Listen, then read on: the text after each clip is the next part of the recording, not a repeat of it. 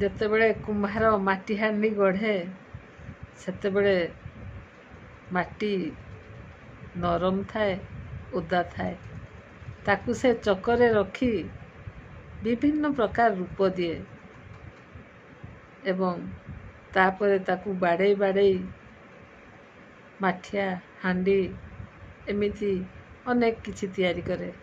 ତାପରେ ତାକୁ ପୋଡ଼ି ସାରିଲା ପରେ ତାହା ଶକ୍ତ ହୋଇଯାଏ, ଆଉ ତାହା ଭାଙ୍ଗିଗଲେ ଆଉ କାଦୁଅରେ ପରିଣତ ହୁଏ ନାହିଁ, ଖପରା ହୋଇଯାଏ।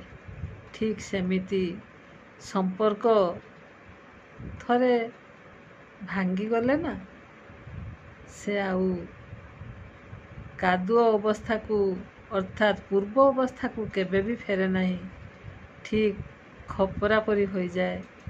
ତେଣୁ ସମ୍ପର୍କକୁ ସବୁବେଳେ ବଞ୍ଚେଇ ରଖନ୍ତୁ ଏବଂ ନିଜେ ଖୁସିରେ ରୁହନ୍ତୁ, ଅନ୍ୟମାନଙ୍କୁ ଖୁସିରେ ରଖନ୍ତୁ।